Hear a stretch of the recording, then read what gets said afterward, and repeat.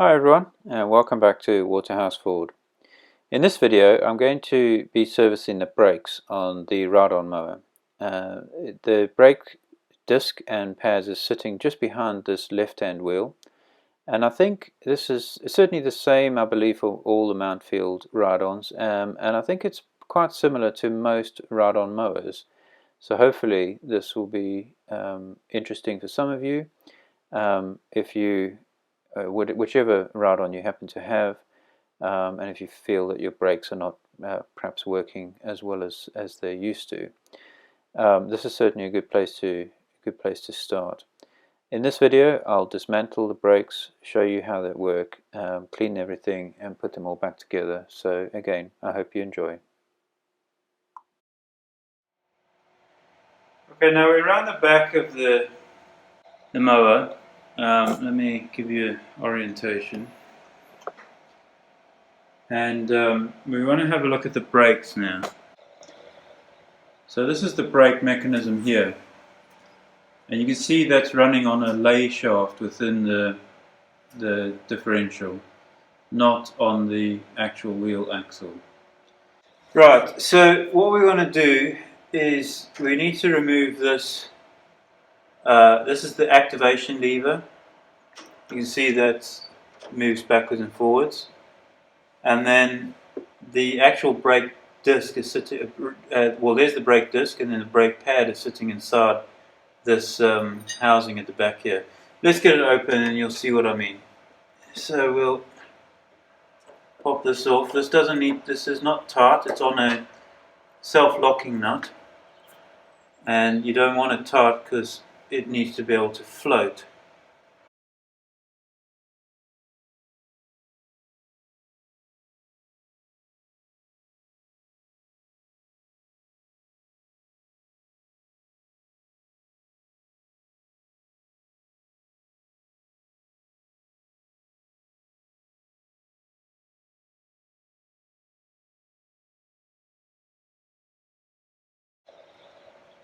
There we go.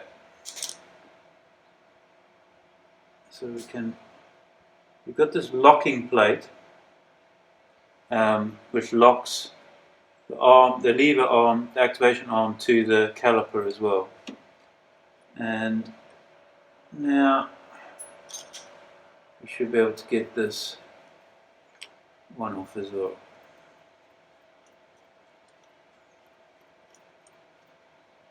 There we go. Right, so there's a pin. You can see there's a pin that runs through or connects with the activation rod, activating lever. I'm going to tuck that out of the way for now. And then you've got the brake disc is sitting here, and that just is keyed to the lay shaft. And you see the brake disc sitting here. The brake pad sitting there, and that sits inside that little recess there. Now, this is terribly oily, and I'm not entirely sure why. As in, I'm not sure where the oil's coming from. We'll have to investigate that. So the lever actually pushes those two pins in, and that's what pushes the pad up against the disc. Okay, so we're going to get all this cleaned up, and then we need to try and investigate where all this oil is coming from. We might have a seal gone here, which is a bit of a shame, because I'm not sure. I don't think that seal can be replaced without removing the whole diff. So that could be a bit of a challenge. Okay, I've cleaned everything up, and I've had a good look around this. I can't actually see any evidence of that seal leaking, and I'm beginning to wonder whether maybe I was just a little bit too liberal with the copper grease when I serviced the brakes last time, which was about a year ago. And I'm thinking that maybe some of the grease managed to get onto the disc, obviously heated up, and now it looks like oil, if you see what I mean.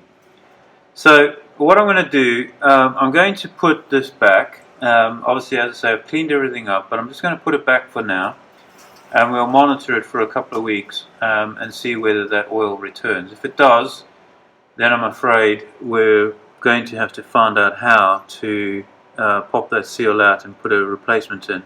And I don't know, but I'm hoping that I can do it without actually splitting. This diff, you can see there's a split here, and I'm hoping that I can do it without splitting that, but I suspect that's probably not the case. So, to put all this back together, so the only thing I'm going to put copper grease on this time is on those two little pins. I'll show you when we get to it. But the other thing I'm doing, I'm putting the same brake pads back in. Looking at them and comparing them to the new ones, there's only about 1.5 millimeter difference in the thickness. So I'm gonna stick with the current ones and keep the new ones for another time. Obviously, when we might need them. Now, as you can see there, the disc doesn't want to stay in the back, so what I am going to do is put a small dollop of copper grease just on the back of the pad, just like that, just to hold it in place, but really just a tiny little bit that hopefully then won't leak out.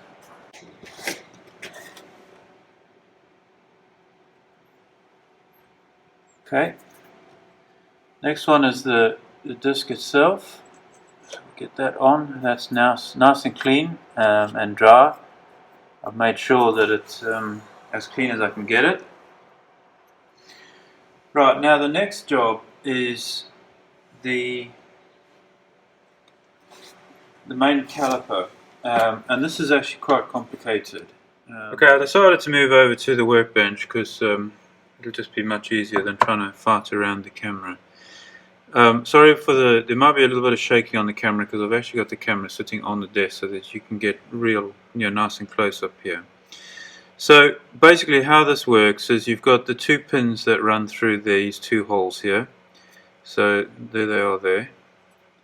And what you're looking for, they literally need to fall under their own weight through those holes. Otherwise the hole is not clean enough. So again, we'll just check this one. So we see that's very free and very free, so I'm happy with that.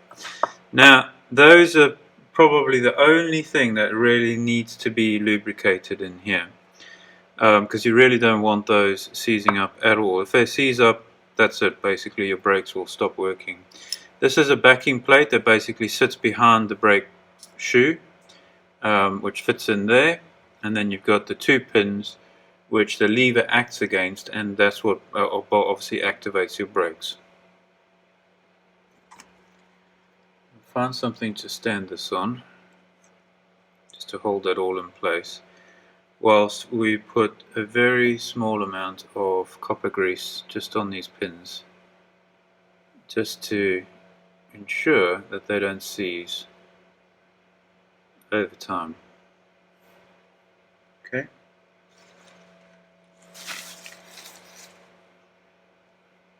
And then pop them in, twisting as we go. So try and spread the grease a little bit on this one.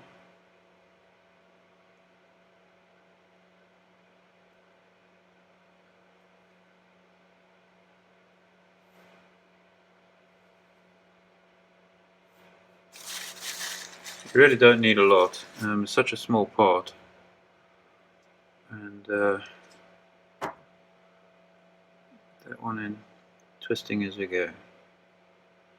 Okay, now what I'm going to do, I'm going to clean up the excess grease, because again we don't want any grease getting onto the pads or the disc.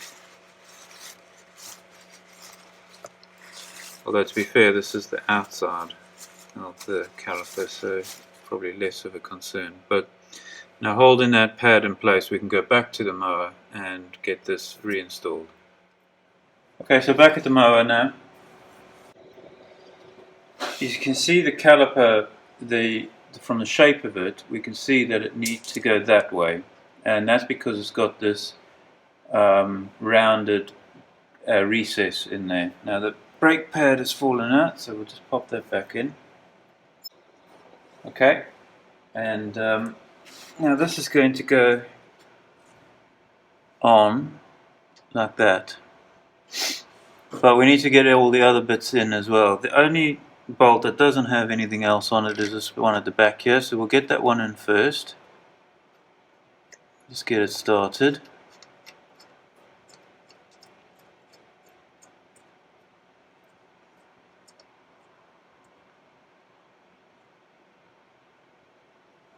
Okay, now this other one has this locking plate, which if I remember correctly goes like that, but that needs we need the arm on there. So the arm goes on like that. Sorry, we need the spring on first. So the spring on there, then the arm. There's a washer.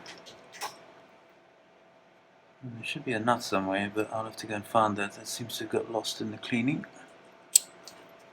So that plate goes on there, and we'll just get that in there and started.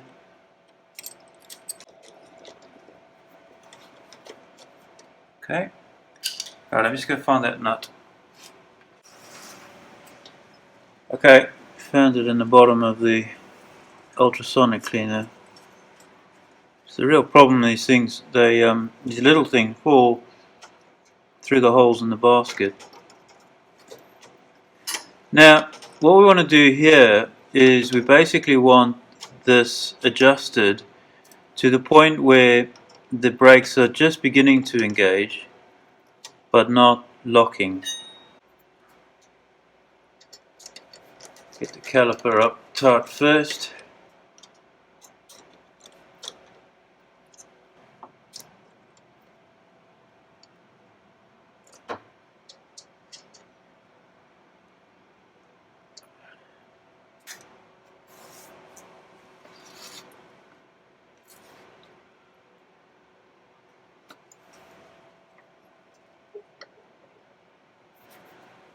Okay, so we can see that that's still very loose, so we'll bring that up a bit more.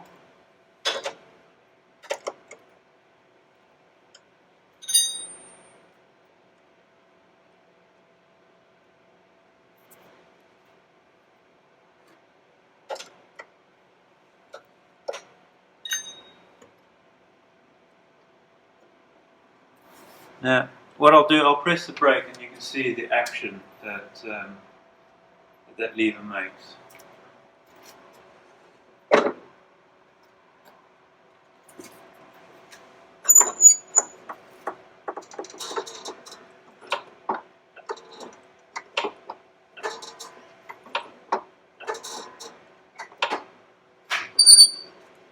So you can see the lever basically twists, and that's what pushes those two pins on the inside.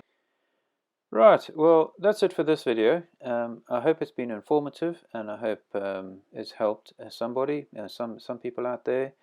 Again, if your brakes are not operating as well as they should, definitely the first place to look. Beyond this mechanism that we showed here, the other thing you can do, and you probably need to check, is just the adjustment in the bar that runs from the brake pedal through to the brake mechanism. You do want to be careful though, not to adjust that too high, as in too sharp. You don't want to make the brakes too sharp, obviously that's dangerous. But also because on most of these mowers the pedal is a dual action pedal. It obviously activates the brakes, but it also activates the clutch. And what I found previously is that if you adjust the brakes up too high, the clutch there's not enough travel in the pedal for the clutch to properly disengage, and of course that has undesirable results. So again, I hope that you enjoyed this. I hope it's been useful, and of course we look forward to seeing you on the next video. Cheers for now.